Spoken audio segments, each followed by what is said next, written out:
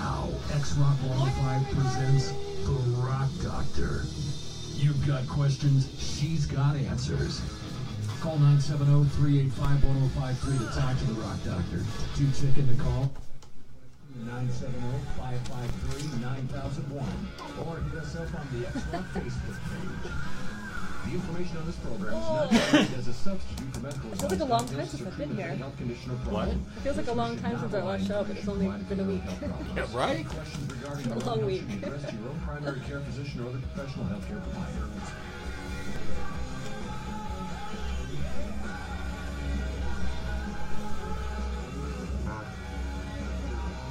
Wow.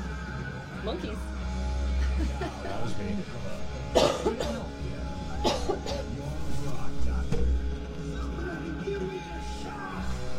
Oh, it must be Saturday morning because the Rock Doctor is on the radio. Good morning. Dr. Nicola, how are you? I'm doing well. How are you? I'm Jamie, in case anybody hasn't figured that out yet. Your voice is pretty recognizable. Yeah, you know, when you infect the airwaves for an amount of time, people get used to For it. numerous decades.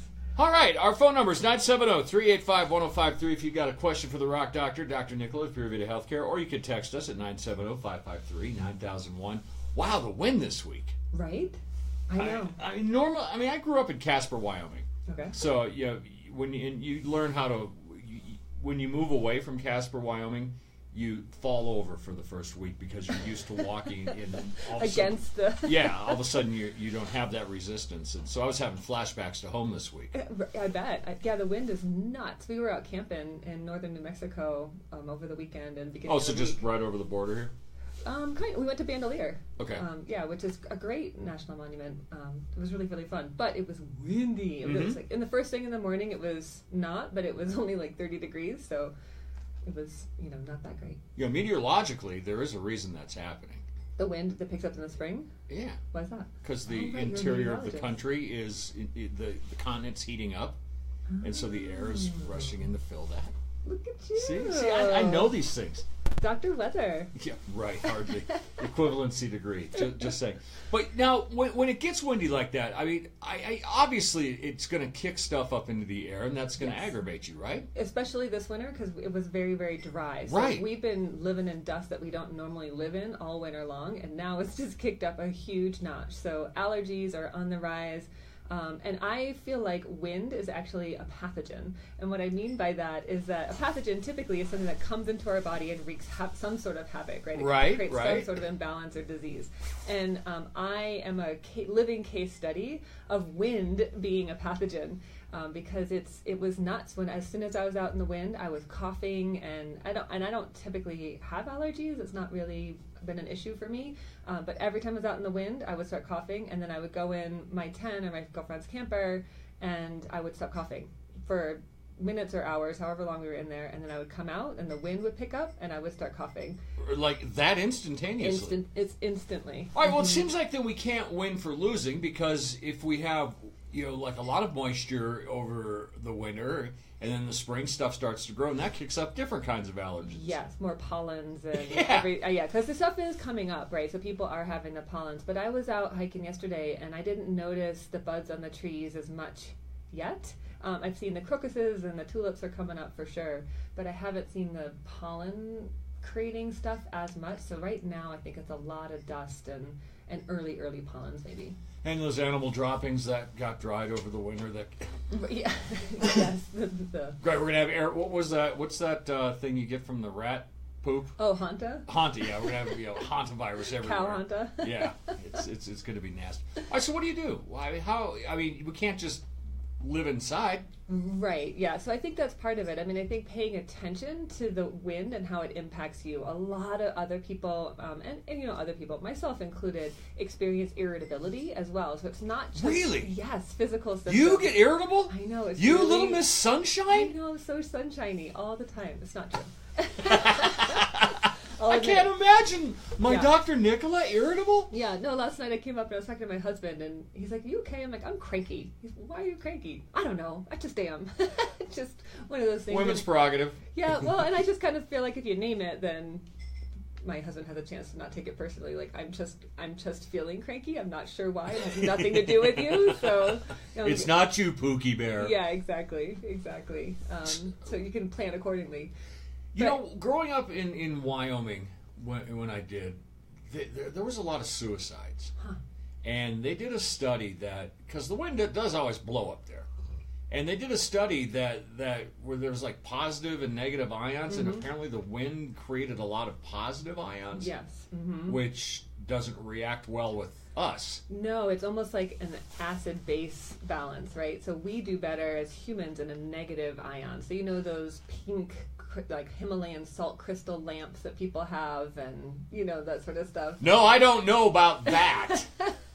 What? You've never seen them? No. They're these big like hunks of salt, and with a little light bulb stuck up in there, like a lamp. Or sometimes you can see a basket of these rocks, and they're basically, and then if you put a little heat on them, they start releasing the negative ions. Or you've heard about salt caves.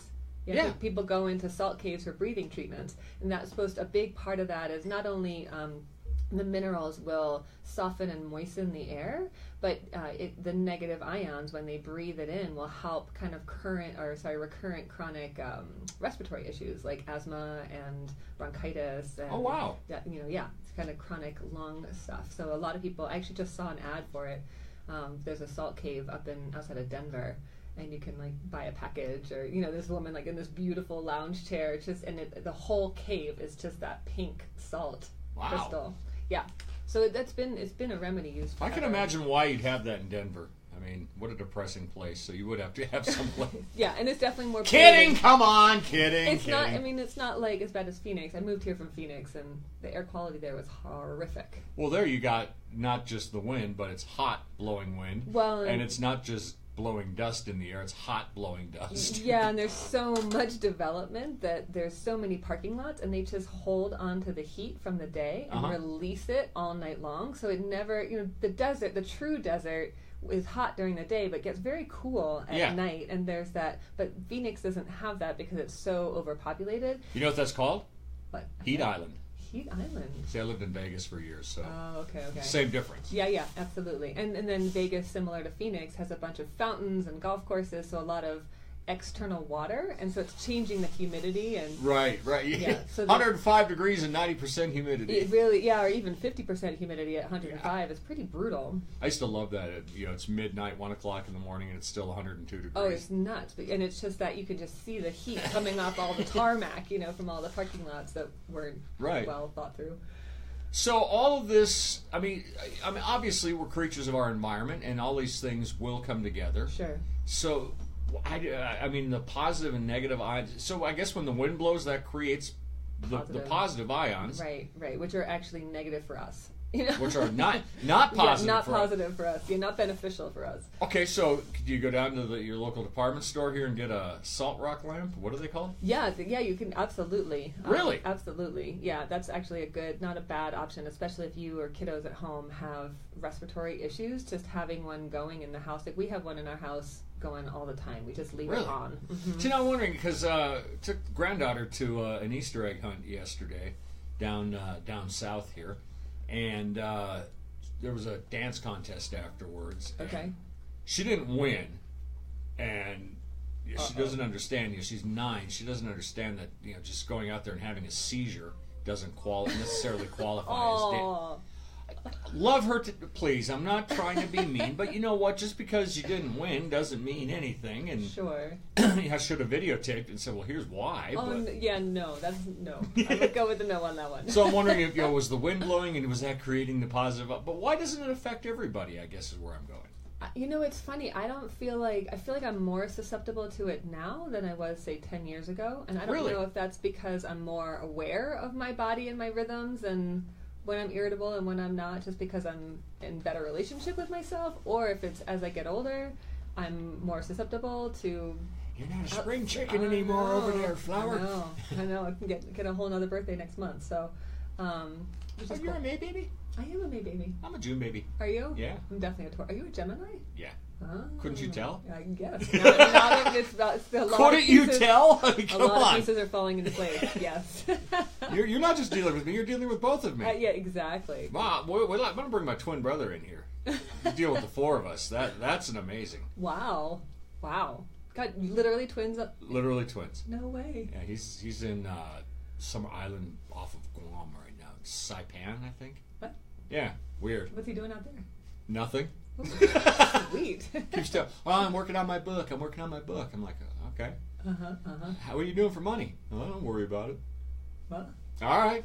I mean, he's living. Yeah, exactly. And not worried about it, which would mean he'll live longer. Apparently so. He doesn't get kidney stones like I do, and we're twins. See, there you go. So whatever. Maybe you need that moist air. But yeah, well, he swears by the ocean. Yeah. And some people's constitutions are just better, right? Some people swear by the desert. Some people swear by the ocean. I'm certainly happiest in the mountains. And then I would say the ocean is my second, and then the desert is a distant third. Desert would be my first. Okay. Ocean would be a very, very close second. Okay. And mountains is last. I enjoy the mountains. I don't like cold weather. Oh. How did you land here? Well, you Wyoming, come on, 40 below in the wintertime. Right. I mean, right. So this is better. It's just a choice. I mean, do I hate the mountains? No. Right. But, right. In my pecking order, the desert would be first. Right. There's just something about the desert that I love. Oh, I'll tell you something. This because it's Easter weekend, which is the anniversary of when we got engaged. So my husband, you and I? No, my husband and I. Oh, your husband. Okay. So he took me out to Canyonlands. It was an Easter weekend, and it was super windy and a little bit cold. And we decided to go on this 11-mile hike, and he's like, "Don't you want to go up there and look at the vista?" And I'm like, "No, we're on an 11-mile hike. Let's just keep going." Let's do the hike. Yeah, let's do the hike. And he just kept on asking, like, "Don't you want to just stop for a second?" And finally I turned to him and I'm like, honestly, I've been out in the desert so much, it all starts kind of looking the same. Well, it turns out he was trying to propose. Yeah. I didn't. I didn't know that. Wow. I know. So to this day, even just driving out to the New Mexican desert, he's like, I was like, wow, it's so beautiful. I've never seen rock pictures like that. He's like, yeah, desert. It's kind of just more of the same, isn't it? So he's I'm like, you're not gonna let this die. Oh no. Way to go, Kevin. That's cool. I know. Never let her live that down. I had no idea what was happening. Well, of course, proposals are supposed to be, right? Yeah, exactly. I didn't know. But anyway, he had this whole weekend planned. But for me, the desert is not my ideal. But he loves the desert, so. Anyway, it was a nice weekend, but we came home a day early because of the freaking wind. And it was Easter weekend. I'll never forget. It was a couple of years ago. So that's some of those things to hold on to, because as you get a little older, those memories start to fade. It starts to slip. I know. I'm like, but it's Easter tomorrow, so right around. Yeah. 970-385-1053 is the phone number if you've got a question for the Rock Doctor, or you can text us at 970-553-9001. I got a couple of texts in here that I'll share with you when we come back. Fantastic. It is the Rock Doctor on X-Rock 105. So it's about finally getting in some turns now that ski season is almost here. Worried about where you're going to stay after an epic day on the slopes? Hey, look, it's Jackson. Can you see him in his camo? No, I can see just his head. I know. Oh, that's why I can't. It looks like you have a floating head. What are you doing? What are you working on? He's got earbuds in both ears. Yeah, those are new. The earbud thing. Oh, you want to show Jamie? Yes. Hair clippers. You're going to give yourself a haircut. No. You gotta hurry because we only got a couple seconds. Okay, fine. This. Oh, cool. This. What is that? Knife. Another knife. Awesome, dude. Yeah, we just got that in Santa Fe, huh? Because we left because of the wind at Bandelier, so we went to Santa Fe. That is cool, dude. Really cool. If you're ever down there, it's Santa Fe Stoneworks, and they had woolly mammoth tusk and woolly mammoth tooth inlaid into the knives. And, oh, wow. I mean, they were beautiful, and they weren't super expensive. So, but yeah, they stain the woolly mammoth tooth, and all the dentine. It looks like waves. It's cool. X-Rock 105, The Rock Doctor on your radio. 970-385-1053 is our phone number if you'd like to call in. Or you can text us at 970-553-9001. Easy for me to say, right? Dr. Nicola from Pure Vita Healthcare in Durango is here. No insurance is necessary, no appointment required. Nope. And as we affectionately call her here in the studio, she is Dr. Love. All right, are we cool with the wind, or... I just want people to be aware of it. So I think you had asked what we can do about it, and I think one thing is just not eat a bunch of drying foods because the wind is already so drying and airy. So look at my hands. Like crackers and just think about dry foods that a lot of us eat all the time. Like this is a good time of year to kind of eat some moistening, grounding foods. So not to just try to... Oh, when you say moistening, like what? You know, like rather than say dry cereal for breakfast. Here comes the kale. Oh, no, I was going to say oatmeal instead of dry cereal. Oh, okay. You know, so just like you can see like the cereal dry, oatmeal moist. I put milk in my cereal. Yeah, but it's still a dried cereal, right? It's still, and you know, stuff that's crunchy. So if you're having a crunchy moment, you're trying like a carrot or a cucumber that are juicy as opposed to a cracker or a potato chip that are just kind of dried. But I like potato chips. We all like potato chips. Come on. Okay, let's go to Greg here on our text line at 970-553-9001. He says, I have dry scalp but oily hair. Mm-hmm. Wow, how does that happen? Need some ideas. Yeah, well, excuse me. Right, go ahead. Here's the dry part. Yeah, she's got the dry throat. I've got the... Yeah, so dry scalp and oily hair. So... You know, what I would wonder about is good fats in the diet. And so, because the scalp is just another part of the skin. So I would guess that there's some dry skin issues for Greg as well. Could be.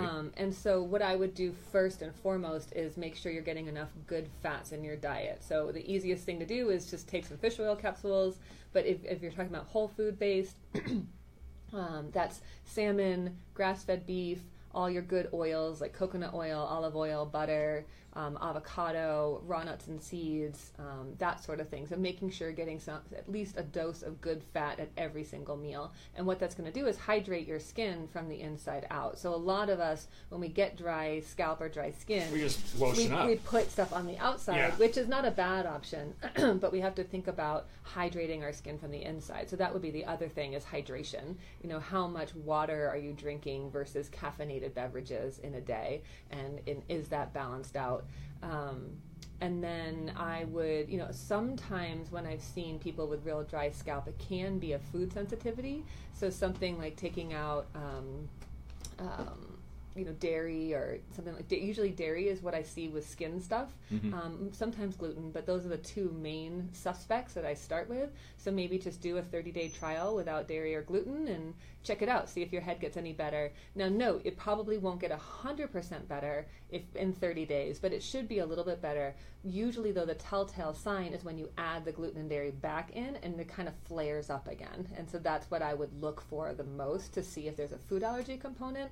And then the last thing I always think about with dry scalp is a fungal infection. And so sometimes either taking oil of oregano capsules internally, or you can get essential oil of oregano. And this is very, very important, is that when you use oil of oregano, the essential oil, you need to put it in a carrier oil. And a carrier oil is like a grapeseed oil or sesame oil or coconut oil, something to dilute it. Oregano oil is very strong. I repeat, do not put it directly on your skin. You have to dilute it or it will burn pretty darn bad, and it will actually flake and peel the skin off. So with essential oils, I get the dry scalp going here, but that's because my hair's thin and it just get dry on the top. It gets sunburned. Yeah, well, yeah. So there's sunburn. Yeah, exactly. So that's kind of, Greg. You know, those are the three things that I would think about. Is, you know, are you hydrated both with water and good fats? Are you? Is there food sensitivity going on? And is there a fungal infection? Is that possible? And keep in mind, Greg, and everybody listening, you can't possibly diagnose anything based on a 2-line text here. So if it's a serious concern, please visit your doctor or come see me and we can talk about it more in depth. Right, because you know things about stuff. I do know occasionally some things about some stuff. Mm-hmm. All right, let's see here from Cheryl. Can you be okay with gluten and peanuts one day and then be allergic to them the next? You know what? That's an interesting question. It is, and Cheryl's actually not the first person to bring this up to me. Where it's like, well, I ate a piece of bread yesterday and I seemed fine, and I had the same piece of bread today, and I'm reactive. And I think what happens is it's kind of dose dependent. And so I think if you're having, let's say, a piece of bread once a week, and it doesn't seem to bother you, but then maybe there's a weekend, like you're on spring break, for example, and your diet changes a bit, and you have a couple of pieces of gluten, whatever, bread or cereal or whatever.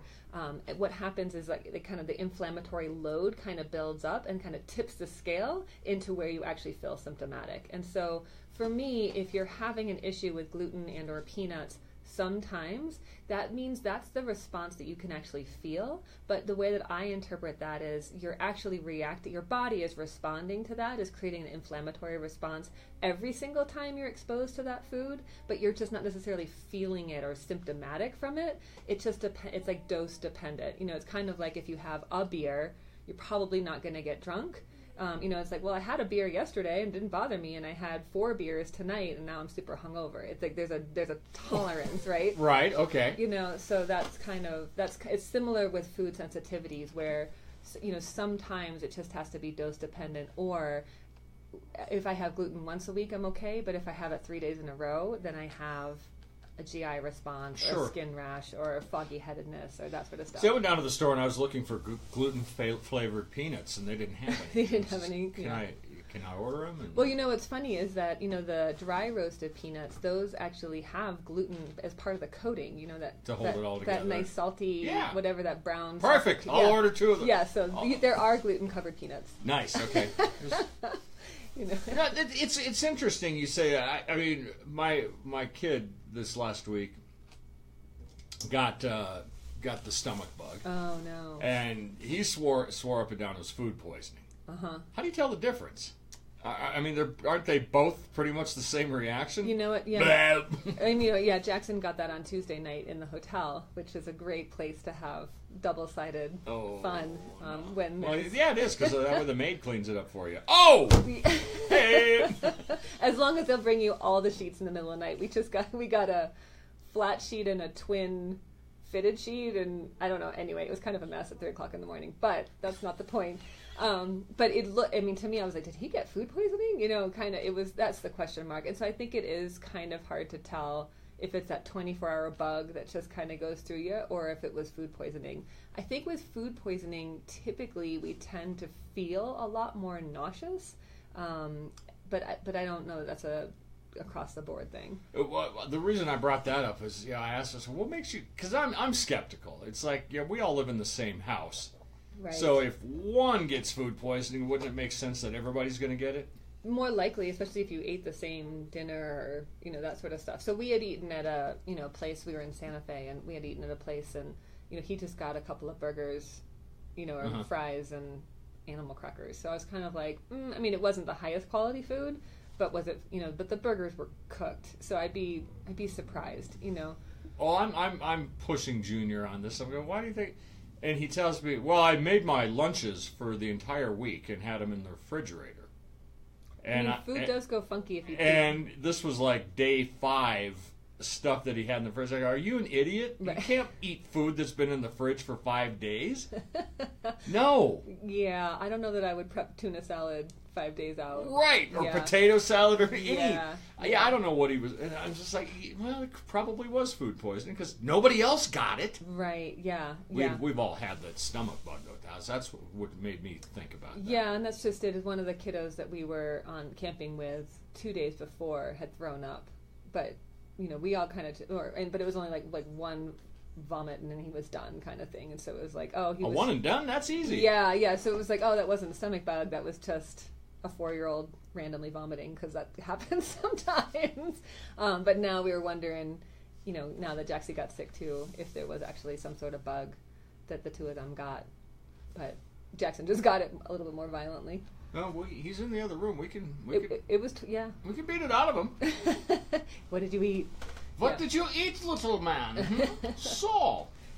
He's ignoring us. Yes, most likely. Got his tablet going. So, now, it has, it seems to me, I think I've heard a lot more of the stomach issue going around this year. Yeah, there's a lot of stomach bug going around this year. You think that's as a result of the dry, or just one of those I weird think coinky dinks? Yeah, I do think it's just a quinky dink. This year the flu virus was just more intense than it's been in previous years, or than it's been in a while.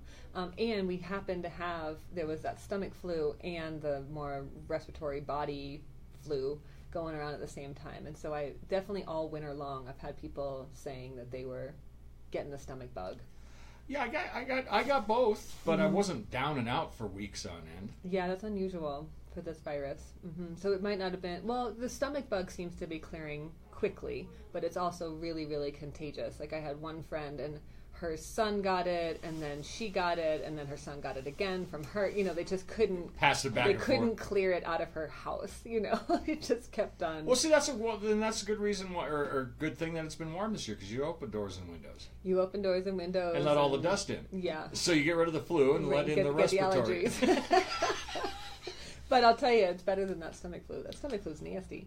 Yeah, I'd rather sneeze or cough a little bit than have to run to the bathroom every 5 minutes. I think most people who had that respiratory flu, though, it wasn't a couple of days. It was a minimum of a week, and most of the folks that I was talking to, it was 2 weeks. Well, I'm still wondering. I mean, I still got a little bit of a cough in the mornings, and I don't know. Is it? And I typically don't suffer from allergies. Right. So is it that hanging on? Is it just dryness? I mean, it could be that, and I think too the spring. I mean, again, from a Chinese medicine perspective, the spring is all about upward energy, and if we just look outside, it's about new growth. Everything's kind of moving up, right? And so there's a lot of kind of wind or upward rising kind of issues. The phlegm is rising in my lungs. Yeah, but most of us spring clean, right? We want to clean out our garage. We do a deep clean of the house, or that sort of. Bite your tongue. Well, there's a phrase called spring cleaning, which a lot of us know what that means, even if we don't participate. But our bodies want the same thing, and so I think this March April time, or April May this year, March April, is a time where our body. This year, you mean January February? Yeah, it's been so weird. Right. But our bodies want to clear out. They want a clean house, right? And so I think we are going to start producing more phlegm, because the phlegm is the way we get gunk out and toxins out. So it's a really, really good time of year to do a detox, like actually cleanse your body, do a spring clean for your whole system. Trip to Pagosa. Trip to Pagosa? Yeah, to go sit in those hot springs. Oh, yeah. Absolutely. Right? Yeah. Didn't you prescribe that for me last week? Did I? You prescribed something, some vacation for me. Oh, yeah. No, we were talking about the European spas. Yeah, that's what it was, yeah. My insurance company said, no. Yeah. So, but the doctor said. But Pagosa is a good start. Yeah. Okay, for sure. 970-385-1053 is the number if you've got a question for Dr. Nicola of Pure Vita Healthcare. She is the Rock Doctor, or you can text us at 970-553-9001. Wow, got more texts. So we'll share them with you when we come back. Fantastico. It is the Rock Doctor on X-Rock 105.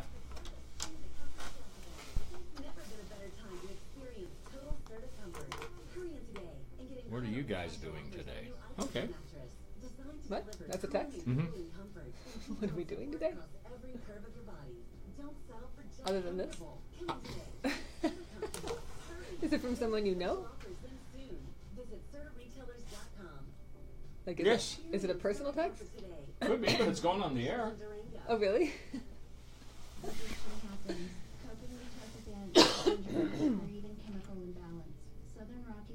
Treatment Services offers hope with a caring professional staff who understands. There is never judgment. I'm waving at the camera. Oh, is that what you're doing? I have dry hands.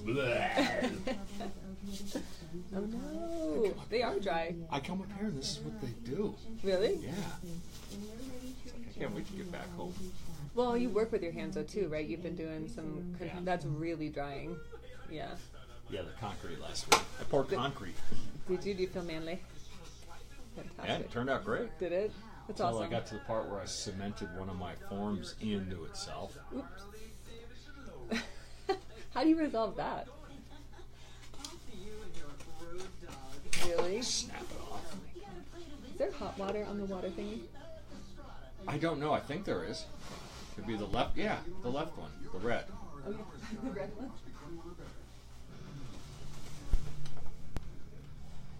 It is the Rock Doctor on X-Rock 105. Dr. Nicola of Pure Vita Healthcare is in the studio. If you've got questions, she's got answers. 970-385-1053 is the number to call in. Or you can text us at 970-553-9001. Yes, she is Dr. Feelgood. Okay, we got texts all stacking up here, so I guess I should probably Do your job. I can get to it. This one is from Stephanie. What are you guys doing today? You're looking at it or listening to it. Well, for at least the next half hour. Yeah. I don't know. We were talking about trying to hike out to Piedra Hot Springs. Oh, really? Mm-hmm. I've never hiked out there, and I mean, it was a little early, but I just wanted to go check it out. Well, it's hot springs, so the water will be warm. Well, they say, it depends on the runoff, but I'm like, I don't think there's a ton of runoff, unfortunately. Yeah, not yet. You've lived here for a while. Mm-hmm. Has there ever been a point where the animus dries up? I've never seen it dry, but I've sure seen it low. Yeah, I've seen it low too. Yeah, I've never seen it dry. I was just wondering about that. Yeah, I mean, I've been here 12 years and I've never seen it dry. I've only been in the area 8. Yeah, but we were driving back from New Mexico and looking at the riverbeds, and for this time of year, it's looking grim. Yeah. Mm-hmm. Okay. All right, so Stephanie, thank you for the text. I hope that answers your question. What are you doing? I'm going to probably go try to pour some more concrete. I mean, it's going to be a beautiful weekend. Above freezing, so concrete away. More concrete. Yes, sir. Sam has got a text here. Is there a natural way to remove unwanted body hair? Huh. Okay. Yeah. It's called a razor. Well, sure, but I mean, maybe this isn't a place you don't want a razor. I don't know. Maybe. Okay. But sure, I mean, there's all sorts of natural waxes that you can use if you want to. Oh, hell no! Wax it, and then I mean, I don't know. I guess it depends on your definition of natural, right? Because you can get laser therapy. Lasers are natural. Light's natural. Well, that's kind of where I'm like, well, it's not. There's no chemicals involved, so I'm not sure if that's the definition here or.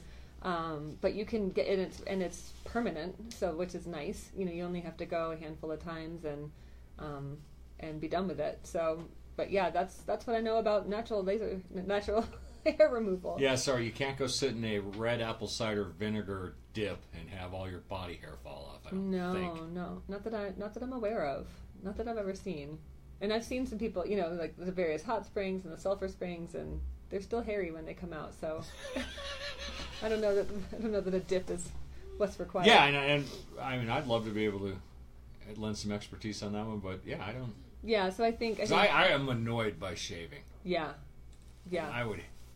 Yeah, so there's there's definitely some stuff. I mean, if you're talking about shaving, your face or your legs, there's definitely some exfoliating stuff that you can do beforehand to try to get the hairs up, so that that you don't get ingrowns and that sort of stuff. But I don't know anybody who. I don't know. I know a lot of men who don't like shaving, and that's why they don't shave, or they don't shave their whole face, or. Well, see, and I look completely ridiculous with facial hair, so that's why I don't grow it out. Right, yeah. So I mean, you could go get your face lasered, but. Ow! Yeah, I'm sure it hurts a bit, but then you're done, right? I don't know. It just depends on how much you want. However, it targets the melanin, which is the colored part of the hair, so I don't think it works on white or blonde hairs, is my understanding. Okay. Mm-hmm. What about the gray? Well, the gray. I mean, it depends if it's gray or if it's actually just white, right? Oh, it's getting gray. Yeah. So if you want to laser your face, get on it, because you're gonna have to shave just the gray ones, which would be a bummer. Yeah. No, I remember the first beard I grew when I was a 20-something. It came in dark, it came in blonde, it came in red. I looked like Patches the dog. I was like, wow, what? That was weird. Yeah, it didn't last long. I just to grow it out to say I could do it, and I went, okay, you look pretty stupid. Let's shave this off. Yeah. Well, I guess most guys, when you hit your 20s, you go through that. I'm going to prove I'm a man and grow facial hair. Yeah. I don't know. I was never a man in my 20s. Really? I wasn't. But I figured as a doctor, didn't they have a class on that? How to grow hair? No, male issues, whether or not you could grow a full beard? Post-adolescent male issues class, 101. Wow, I didn't realize it was that big of a deal for a man.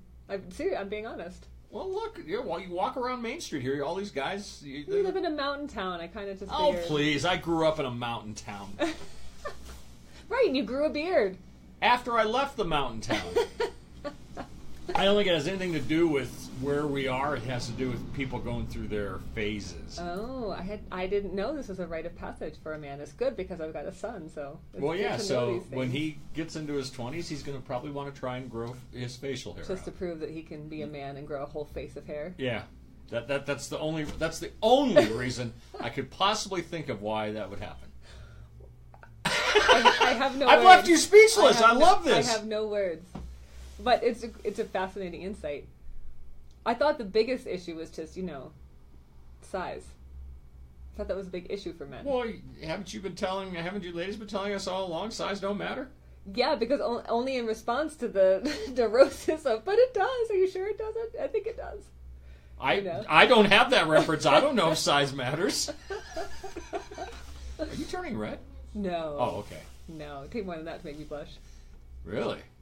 So that is not a challenge. Let me ask you. That is not a challenge. I understand that. But let me ask you, Craig. You brought it up. Does size matter? Wow. You know what? I would say small gradations of size, no, but large gradations of size, yeah. Yeah. I mean, that would make sense. Mm-hmm. I mean, no, I don't want to get into this whole discussion, but You started it. you started it. You talked about size. We're talking about male neuroses. How does that not come up? There was a star of the adult entertainment industry back in the day that it was like you're looking and it's like, my God, what woman would let you? Well, and that's what I'm saying. So it's not just an issue of too small, but I think there's a time. Too big would have to be uncomfortable too. I would put that in that category. Yeah, absolutely. Yeah, I would imagine that there's issues on either end of that spectrum, right? Yeah. Oh, well, Do we have any more texts? Yeah, moving right along here. 970-553-9001. Larry, are there any cool new advances that you've heard about coming down the pipe medically? Any cool new advances? Yeah, I think there's a ton of cool new advances. I mean, I think the idea of 3D organ printing is pretty phenomenal. Huh? Yeah, so you basically, this is, one of the things that's coming down the pike, and it sounds very sci-fi, but I think it's going to be very real in our lifetime, where you can, how there's a 3D printer, we can print almost anything now pretty instantaneously in 3D, those, right? Yeah, I'm familiar with the 3D. Right, so they're talking about doing that for like organ transplants and things like that, so you don't have to wait for a donor, and you don't have to worry about rejection because you're making it from your own cells. What color toner do you put in that printer to get, I need a kidney? I was going to say brown, right? I don't know what color your kidneys are. I don't know if it matters what color your kidney is. As long as it works. But I mean, what do you put in these 3D printers to make that happen? I don't understand enough about it, and stem cell. I don't understand enough about it to be honest. It's just one of those things like a medical headline that I read, and I was like, oh, that sounds interesting and promising, Wow. but doesn't affect my day-to-day practice, right? So. Yeah, and it's not like somebody's going to come and go, oh yeah, hey, I've got an appointment with Dr. Nicola. Can I get a loan? Right, yeah, that's not my specialty. Oh, and you just be, oh yeah, here, Right. well, let's get your information here at the counter and step back into the room and Right. you, Right. Then all of a sudden there's a loan. Right. Yes, something like that. A little bit oversimplified, but yes, that's a gist. Well, cool if that's truly coming down.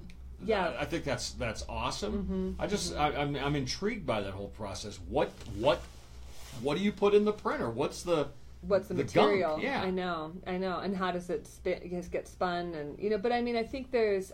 We've been using for heart replacements and valve replacements. We've been using pig parts for a long, long time. So if you need a valve replaced, chances are it's going to be from a pig. Right. And that. So there's been stuff that's been going on that I just don't think we realize how advanced some of these very interventionist medicine pieces really are. Robotics in medicine, especially surgery, is becoming a really, really big deal as well. There's definitely some kinks that are being worked out, but surgeries are moving very much in the direction of robotic, either assisted or robotic completed. I love that. I mean, gone are the days where they had to, cut you open from head to toe to get out. Yeah, the laparoscopic. Yeah, they give you a little 1-inch incision, and they're doing things to your spine. Right, right. Yeah, it's totally wild. Yeah, and that's obviously not my area of expertise. I don't totally get it, but I know that's something that's interesting coming down. And I think also what's interesting coming down, just in the natural medicine realm, is that we're really starting to understand the power of plant medicine and natural-based medicine, and as people are kind of questioning pharmaceutical medicine as the answer, we're kind of going back to some of our roots and some of our foundational pieces, because I feel like I said, the pendulum swung too far into the interventionist, like, well, just take a pill for this, or we'll do a procedure for that, and now we're realizing that that's really not the answer. Well, I think as healthcare costs continue to just fly out of the stratosphere. Well, but what's crazy about that is our healthcare costs are the highest in the world, but our health outcomes are some of the lowest. Right. I mean, we have some of the worst ratings for, some common ones that you look at are maternal health and pregnancy and delivery, and those sort of rates, and longevity and intervention. I mean, it's unbelievable. How much money we spend on healthcare and how sick our people are. Because we've said this a million times, and I'm a believer of this. An ounce of prevention is worth a pound of cure. Absolutely. Your leg hurts. Well, here, I'll give you something for the pain. So how about you stop knocking your shin against the coffee table? Right. That's just it. Right. Yeah. And we tend to do that, and I see that a lot in the runners, for example, in this town. Like they'll get plantar fasciitis, or they'll get plantar fasciitis. Is that a wart? No, that's plantar's wart, so that's close. But it means on the bottom of your foot. It gets really, really tender, and what happens is there's an inflammation of the fascia, which is just part of the... Oh, I saw that. That's in Austin Powers. That's what he calls his dad, fascia. Really? Oh, fascia. Fascia. Oh, not fascia. Yeah. My bad. Close, I'll shut up. Yeah. You're the doctor. In the wheelhouse. But basically, it's a type of foot pain. Let's just leave it at that. Yeah. But it's from overuse, right? So rather than us humans, we were supposed to run some and lift some and be outdoors and build and use our whole bodies. But in our modern culture, we tend to get really stuck, like, I'm a runner, and so I run 6 days a week, or I do CrossFit, and I do CrossFit 5 days a week. And CrossFit, honestly, is a little bit better because you're using your whole body. Right. But there's a guy in town, I don't remember his name, I just saw his flyer, but he's a personal trainer, but he talks about, I can't remember what, but caveman training, essentially, like, use your body weight, use the outdoors, and move, and use your body as it was meant to be used, rather than just swimming or just running or just biking. We get, and we wonder why people are blowing out their knees and ACLs all day long. It's like because in the winter all they do is ski, and there's nothing wrong with skiing, but no, but you want to balance it out, and especially my runners that I work with, I'm like, you have to do yoga at least once a week. One of the first shows we did here was I was having a bout of sciatica. Yes. And I know you gave me a couple of stretches to do that literally take me 2 minutes. Yep. In the morning, and if I feel it coming on, and anybody that's had that sciatica, you can feel twinge. It, mm-hmm. and you suck it up, do those stretches, and I haven't had, thank God, an attack since. Right. And exactly. It takes, and I'm not exaggerating, it takes 2 minutes in the morning to lay on my back, do the figure 4 things, and a couple of toe touches, boom. Right. Because most of us get up, get in the shower, sit down and eat breakfast, or not, sit down in our car, sit down at the office or wherever we're working. Right. We come home from work, we sit down to eat dinner, we sit down on the couch. We're not moving our body, and there's an old adage in the yoga tradition that you're only as young as your spine is old, right? So if you're 30 but you've got a bad back, it impacts your life. Yeah, you're going to feel like you're 70. Right, absolutely. So this idea of core strength, but a lot of people don't do that. You know, our core has become very, very weak, and that doesn't mean just abs. It's back as well, and hips, especially. And there's a lot of really small muscles in the kind of hip structure, and so we got to keep those all moving, not just our big muscles like our hamstrings and our quads and our glutes. You know, so most people, if they are in shape, have those that are overdeveloped, but the small muscles like the piriformis, which is the one that the sciatic nerve travels through, will get tight. Right? And so it's people are like, I don't understand. I'm in good shape. I work out all the time and I still am getting sciatica.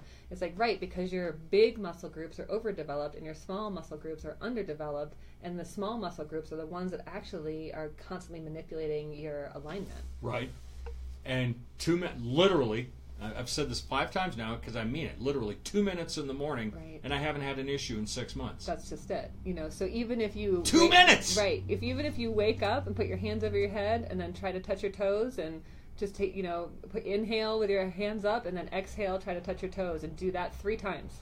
You know, that will make a difference in your spine. It will make a difference in your whole body. And then you won't get as tight. But we don't tend to, even if there's other sports that you're way more into, I can't tell you how many really either competitive athletes or just really active athletes that there are in this town that don't do one stretch before they hop on their bike or hop on the trail, or you know. And that I don't understand, because if you watch even professional sports, you watch these football players, the baseball players, soccer players, they're all out there. They've got a whole regiment that they go through every day, no matter what. Yeah, right. And the ones that are right up, even right before the game, they're out still doing it. And the ones that are performing well and not getting injured are also incorporating, you know, yoga and chiropractic, right? I mean, and massage. You know, that's a big part of it, is taking care of this body. And back to what we were just saying, an ounce of prevention is worth a pound of cure. Always. And I felt good last week because I went down to, you know, get some bags of concrete. Uh-huh. And, you know, I'm throwing them in the back of my truck. Uh-huh. And, you know, the guy from the store comes out. And this kid was half my age, and he was having trouble. Oh, really? Yeah. And I'm just like, you know, doing it. And he's like, oh, you got this? I go, yeah, throw that right back there. Uh-huh. Yep. Mm-hmm. It was my son. I mean, I kind of laughed. It made me feel good. Well, it should make you feel good because you're still using your body, you know, and I think this is something that we're doing a disservice to our youth in that they're inside a lot. They're on screens a lot. They're not active in the way that, I don't know, we were. They've got thumb muscles that you can't imagine. Absolutely, exactly. Yeah, exactly. But that's, you know, it's a problem. You know, we're really disconnecting our kids from using their bodies and learning how to build stuff and play and use their imagination and get outdoors and all that sort of stuff. Yeah, we got to take a break here, but you just brought me to. I have a theory / question I want to ask you when we come back from the break. Let's do it. That comparing the kids of today with the kids of yesteryear, activity of yesteryear versus activity levels today. So yeah, sure. Formulate your thought, and we'll get to it when we come back here with the Rock Doctor on X Rock 105. No, because back when we were little, probably. Well, yeah, I'm only 10 years old. You're 53? 50. No, I'm 52 years old. Okay. I mean, but yeah, you even in the 70s, 80s, you were outside. All the time. And the rule was when the lights came on, yep, your butt got home. You played flashlight tag. Yeah. Yeah, we were out all the time. Bikes, soccer. Yeah. Just we were outside all the time. There wasn't that many weird allergies. So that's where I'm kind of going with that. Is I don't remember hearing about peanut butter and all the food allergies have definitely gotten worse. And I'm just wondering if that's. Well, I think the food is a hell of a lot more processed there too. It probably is. I mean, I don't remember ever having a TV dinner or microwave dinner ever. I think I remember once. I want to say back in the mid-70s, there was a kid that had a peanut allergy in our school. They sent home letters asking not to send your kid. I can't remember anybody. I think I remember that happening once. I remember learning about it in medical school because there was this one kid that had been on a Southwest flight, and the peanut dust in the air triggered the anaphylaxis. But I wasn't somebody that I knew. Well, if you're that allergic, you probably shouldn't be on there. Well, I don't think they realized he was that allergic. Yeah, and that's why a lot of airlines serve pretzels now. You know, most airlines don't do peanuts anymore. Right. Yeah, well, we have to be sensitive about these people. No, if you're that deathly allergic to something, you probably shouldn't be outside. Your kids shouldn't be in school. Right.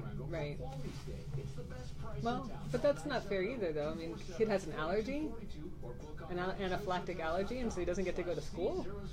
That's going to have a way more impact, I think. It is our final segment with the Rock Doctor here on X-Rock 105. If you got a call or a question, you might want to get it into us right now, 970-385-1053, or text us at 970-553-9001. Dr. Nicholas, Pure Vita Healthcare, the Rock Doctor here on X-Rock. Okay, before the break, I said I wanted to ask you about this. You've got a couple minutes to think about this. Yes. Do you see a correlation, or is there a correlation? Kids from my generation, when we were outside till the streetlights came on. We, running around, riding bikes, playing, just gone. I mean, Saturday morning at 9 o'clock, parents were like, out. Right. You were outside. Right. I don't remember ever hearing about any kid with an allergy, like, peanut or gluten or anything like that. Now, fast forward today where, our kids, it would take an act of Congress to get them to go outside sometimes. Sometimes. Now, I'm not saying all kids. I'm painting with a very broad brush here. I get that. Sure. But we have a lot of, couch potatoes that sit there with their video games, their tablets, and so forth. And we're hearing a lot more, instances of, well, for example, autism. We're hearing about, all these different food allergies. Is there a correlation, do you think, between the lack of activity? I don't know. I'm not sure about. The lack of activity is interesting because I do think that there is I think our immune system is changing. So I think as we have been consuming more processed foods, more foods that are foreign to us, more foods that our body doesn't recognize, that have been somehow chemically adulterated or hydrogenated, GMOs or hydrogenated or just highly, highly processed and refined beyond the point that our body recognizes this as wheat. This is. I don't know what this is, right? I was like, eh. Yeah, I mean, when you take off, 2/3 or 3/4 of the wheat and refine it down to just the fluffy part, without any of the nutrients in there, our body has a hard time with that. Our body wasn't meant to eat refined foods. And so over the years, and what happened was, kind of how this all started, and I'll just take bread as an example, is that bread's been something that's been available for 5,000 years. Thousands of years, yeah. But a lot of times it was unleavened bread, which means it didn't rise, so there wasn't any yeast. And so the yeast is a big question mark. Should we be consuming yeast? Most of us would say, not really. Why would you consume a bacteria or a virus? Why would you consume a yeast, right? And traditionally, like Ezekiel bread, so you hear Ezekiel's from the Bible, right? So there's a variety of grains. It's not just wheat. I think there's 7 different grains, but they were all sprouted. And what that means is that the grains were put into water, and the enzymes active in the grains were allowed to get activated by soaking or sprouting, and then they ground that and used that as their flour. So 1, it wasn't just wheat; it wasn't a monocrop, and 2, it was sprouted, so it was more enzymatically available, right? So fast forward to when we first started refining it, it became, refined foods became something of the upper class because it cost more money to have a white bread, and so that was a status symbol to not have to eat brown bread, right? And then as it became cheaper and cheaper and more available, then now what's happening is the people with less financial resources are left with the kind of less, more refined, less nutritious foods, and people who have more means are able to now buy the brown bread. So it's kind of come back, and that's now, kind of... now hold on. You bring up Ezekiel and all this stuff. The average lifespan of those people was 30 years. As well. And now... even in spite of the refined foods and all this stuff, our life expectancy is in the 70 to 80 year range. Yeah, but there was a lot more going on there. I mean, they were exposed to the elements in a huge way. They didn't have medical interventions like we did, and the sanitation. Yes, they did. What do you No way. How many- Doctor, I think I broke my arm. Let some blood out. They would have bloodlettings. No. Right, but if there was an point internal well taken. bleed, there's Point nothing well to do. taken. You know, how many women died in childbirth? I mean, childbirth is a very, very dangerous endeavor. In the mortality rate for the newborn was high. I mean, that's why 40% sometimes. I mean, absolutely. Yeah. You know, and that's a non-plague years. You know, so Right. there's some issues there. But going back to your thing, so I think part of what's happening is that we're eating more and more foods that are more and more foreign and not in their whole form. And I think that's messing with our immune system. You brought up the GMO thing. Most people don't realize that the way that you get, so if you're splicing a gene and you need to get the gene back into the corn, let's say, you use a virus as a vector or as a carrier to get that gene into the corn. So now we're injecting corn not only with modified genes, but with a virus as the carrier. So there's no way that that's not messing with our immune system, because our immune system is taught to recognize foreign bodies. Right. And now this corn, which was corn, now they don't recognize the genetic coding, and there's a virus inside. So it recognizes it as enemy. Now, is that why corn comes out the same way it goes in? No, that's because it's a hard grain to digest, which is why... Oh. But again, if we look back at the traditional ways of doing things, be it soaking and sprouting our grains, or traditionally in Mexico and Latin America, lime was always served with corn. You always made a masa, or kind of ground up the corn with lime and with salt, and that the lime breaks down some of the hard to digest parts of corn. So it's not just that lime goes well with your marg, or your Corona. Or your Corona, but or your tacos, but it does, but it also helps break down the corn. So there's a ancient wisdom in how food started getting pairing. It wasn't only because of taste. It was because of bioactivity of this as well. So when our kids are eating junky food and they're not getting outside and they're expected to be on screens for school or whatever, and now, I mean, look at television. I mean, when I was growing up, Saturday morning cartoons was a big deal. Like, I'm going to get up so I can watch cartoons because they're only on 3 hours a week. They started at 6, ended at 9, and that's why at 9 o'clock you were out. Right, absolutely. Once the cartoons are over, you're done. Now it's infinite access to streaming cartoons 24/7, or whatever show you want. There's no anticipation of what happens next week, or do you remember watching sitcoms as a family? We did that. We would watch Cheers or whatever as a family, and it was half an hour a week, or maybe an hour, because there was 2 back-to-back Family Ties and Growing Pains or whatever. But it was a thing. It was an event. The TV wasn't always on. There wasn't access to it. But now, with the modern technology stuff, 300 channels to choose from. 300 channels to choose from, and if you don't, then get on YouTube and connect with people through Facebook. You're not having to go out to make connections. You know what I mean? It's pretty wild, and I feel like we've gotten so busy. It's funny, we had a neighbor of ours just move a couple of weeks ago, and she's got kids, a little younger than Jack's, but they were butt friendly. And I was saying, I'm like, wow, I feel like I missed this great opportunity to have our kids, because I figure we're literally right across the street from each other, but we never quite got there with our kids going back and forth because we weren't home that much. Right. So I feel like we've also become busier. Like, we're not just, I remember on the weekends when I was growing up, we were home a lot. My parents were home a ton, so we would come in and out. But now it's like, let's get packed up. We're going here, we're going there. We've got the soccer tournament, we've got the ski trip, we've got the. Well, see, that's what I'm on to the grandkids now, and they get home from school in the afternoon, and they generally are outside with me because I love being outside. And on weekends when I get home here in a little bit, because the show's just about over here, they're going to be outside with me all day, and I love that. I love seeing that in 4 and 9-year-olds. Absolutely. I love it, so. Well, that's one of my favorite things about going camping. We pulled up. There were 3 families that went camping together, and we pulled up on Saturday.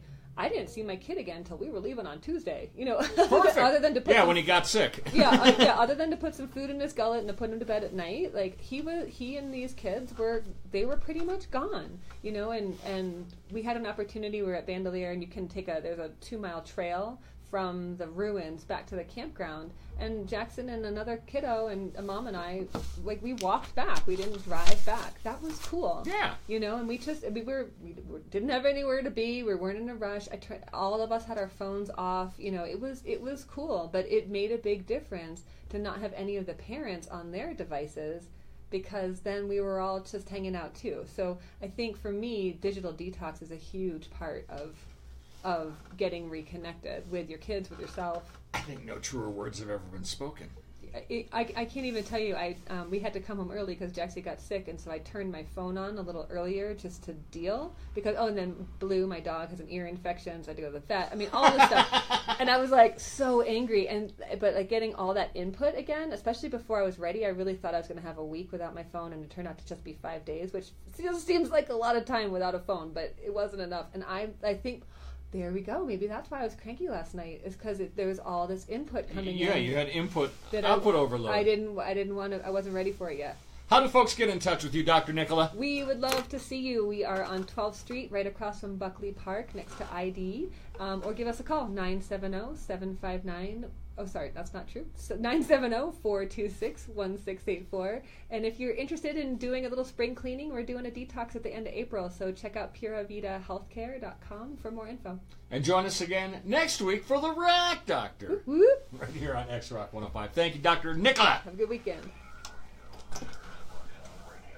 Speaking of next week, I won't be here. Next Saturday? Yeah, when are you Good. going to finish? Me either. Oh, really? That works out perfectly.